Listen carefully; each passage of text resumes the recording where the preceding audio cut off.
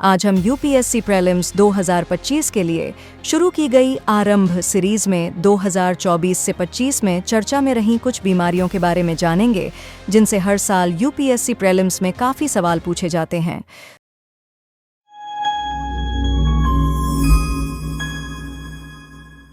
तो सबसे पहले बात करते हैं कैंसर की, जिसे एक नोटिफाइबल बीमारी घोषित करने की मांग की गई है।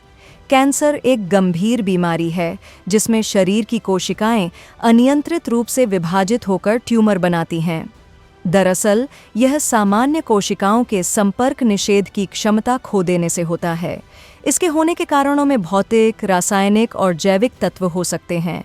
इसकी पहचान के लिए बायोप्सी, सीटी स्कैन, एमआरआई और जेनेटिक टेस्ट किए जाते हैं तथा उपचार के लिए सर्जरी, रेडियोथेरेपी, कीमोथेरेपी और इम्यूनोथेरेपी की जाती है।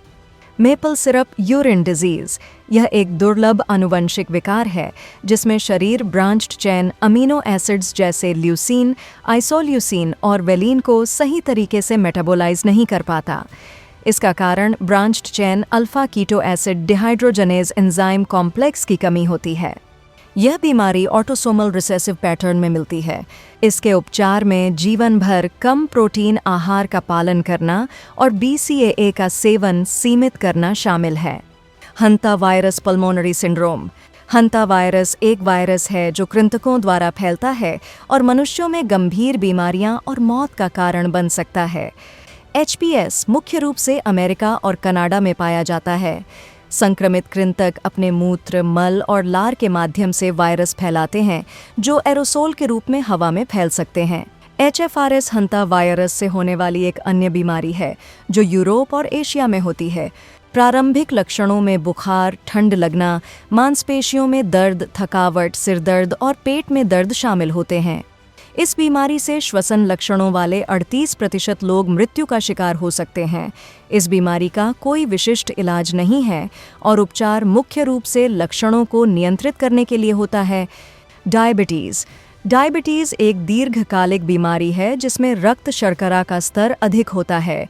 यह तब होता है जब पैंक्रियास पर्याप्त इंसुलिन नहीं बना पाता या शरीर इंसुलिन का सही उपयोग नहीं कर पाता। टाइप 1 डायबिटीज़ एक ऑटो इम्यून प्रतिक्रिया के कारण होता है जिसमें पैंक्रियास की इंसुलिन बनाने वाली कोशिकाएं नष्ट हो जाती हैं। यह मुख्यतः बच्चों और युवा वयस्कों में होता है। टाइप 1.5 डायबिटीज़ वयस्कों में धीरे धीरे विकसित होता है। टाइप 2 डायबिटीज़ में शरीर इंसुलिन का सही उपयोग नहीं कर पाता जिससे रक्त शर्करा बढ़ जाता है। यह डायबिटीज़ के 90 से 95% मामलों में होता है। इंसुलिन पैंक्रियास के लैंगरहैंस द्वीपों में बनता है और रक्त शर्करा को नियंत्रित करने में मदद करता है। यह कोशिकाओं को ग्लूकोज लेने और उसे ग्लाइकोजन में बदलने के लिए प्रेरित करता है। विश्व भर में लगभग 422 मिलियन लोग डायबिटीज़ से प्रभावित हैं और हर साल 1.5 मिलियन मौतें डायबिटीज़ से जुड़ी होती हैं। नोरोवायरस एक अत्यधिक संक्रामक वायरस है जो गैस्ट्रोएंटेराइटिस का कारण बनता है।